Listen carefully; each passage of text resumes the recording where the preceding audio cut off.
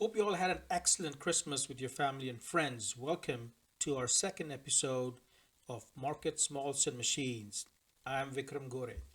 We have an excellent show for you this week. We're going to break up what would be one content into several different episodes, but we finally start getting into the meat of things and the details across all the three topics. So let's get going.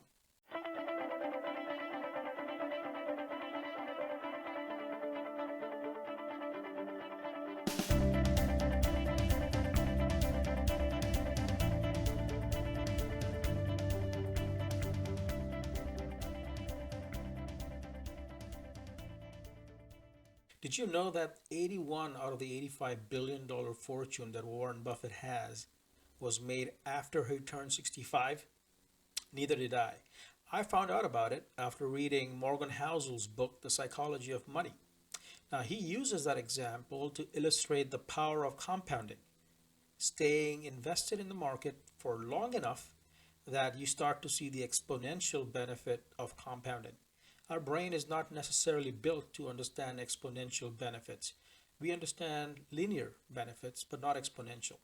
But this is where it's important to understand compounding. And our today's episode is focused on the investor portfolio to help you get to a compounding of your dividends and your returns over a long period of time, but at the same time, manage risks. We will focus on two of those end goals, right? One is either an aggressive portfolio or the other is the conservative portfolio. Both we will be talking about, but for today, we'll focus on the aggressive portfolio. In our next episode, we'll look at the conservative one. Let's take a look. Let's talk about portfolio considerations, and we'll look at it in terms of two distinct portfolios, one being the aggressive, the other conservative.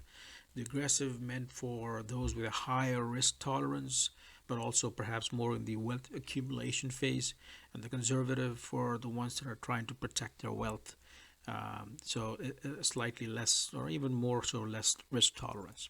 Okay, so the first one here is a high growth exchange traded fund, as an example, if you will, is ARK Investments.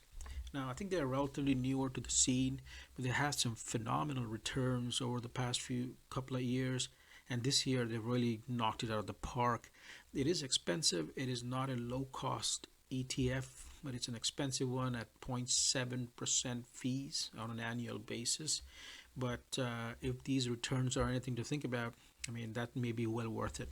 So that's one thing to think about. Obviously, most of your investments from an aggressive standpoint are going to be in stocks. It could be a combination of high growth and high dividend stocks, but at the same time, more so bent towards the high growth.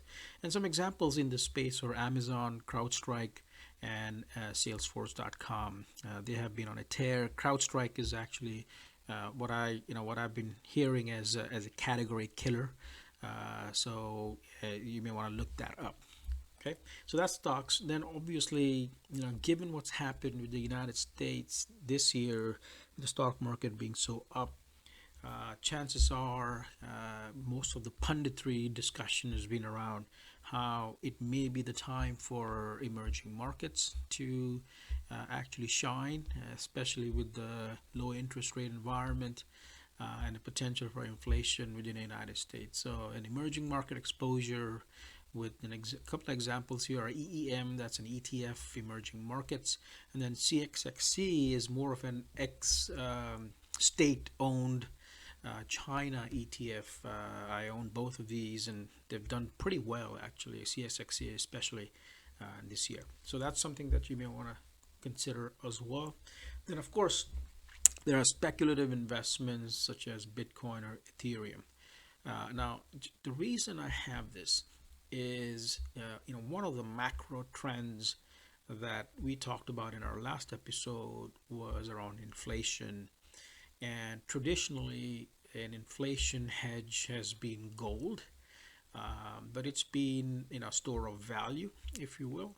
But more recently, when you look at the price action with gold and you compare that to that with Bitcoin, it seems like the more Bitcoin adoption increases, there is a likelihood of perhaps the funds that would go towards gold for them to go more towards Bitcoin. Nobody really knows what's going to happen with Bitcoin. It's completely speculative, as said it here. So you may want to consider no more than 2 to 3% of your total in Bitcoin. That's the rule that I'm following. But this certainly is an asymmetrical type investment. The 2 times, 3 times returns are not that big of a deal, given where they are. Yeah, it went from $9,000 earlier this year to $26,000 now. The benefit here on this type of investment really comes from it getting higher by about 100-fold, if that ever happens. Like we said earlier, we'll pause here for today. Next week we'll cover the conservative portfolio, but now it's time for us to move to our malt section. Maybe some of you tried the Bruichladdich that I suggested in our last episode with your family and friends over Christmas. If you did, please tell us how you liked it. This is what this is meant to be. It's a discussion forum. And starting today, I'll be taking you on a tour of Scotland, namely the different regions that make Scotch within Scotland. We'll focus on one region every week, and I'll also have some recommendations mixed in of some of the scotches I like as it pertains to that region that you can buy in the USA or abroad. Please let us know if you do try one of these, how you like it. And remind you, we will be going straight from our malts to the machine segment without a break, so be on the lookout. Let's take a look at Scotland. Just like the wine regions in France, you got Bordeaux and Rhone that are associated with certain grapes. You have 6 different Scotch regions. Obviously, this is a map of Scotland, and each of them have their own distinct, flavors and histories associated. At the same time, there's quite a wide variety of different single malts within each region, right? So, the our objective for today is just to go through one of them, one of these regions. So, as it shows here, look, you've got the highlands and the lowlands. Then you got Speyside, Isla, which we'll come to soon enough, and then Campbelltown and the islands. Right, these are the 6 regions. Today we'll focus on the highlands. Okay, so as you can see here, this is a blown up map of the highlands. You may have seen Oban at the Costco store, and one of my personal favorite, Glengoyne. I've been there, and we'll talk a bit about it in upcoming episodes. But these are some of the bigger distilleries within Highlands. But taking a double click further down into the Highlands, as I mentioned, Glengoyne is one of the distilleries, and then you may be familiar with Glenmorangie. So there's a few of them associated with the Highlands. As it says, it's the largest whiskey producing area, starting just north of Glasgow. And typical flavors, you got fruitcake, oak, malty, not so much smoky, but just a bit smoky.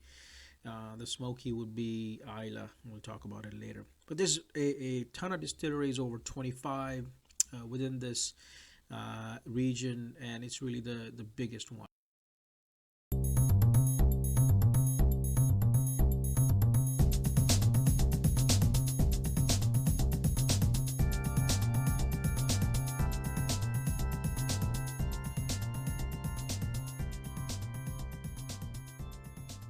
Now, some of you who watched that video may have felt dizzy. Others may have felt a rush of adrenaline. I can tell you I'm in the second camp. But I have a philosophical question for you. What does a car mean to you? Is it a means to go from point A to point B? Or does it make you feel alive?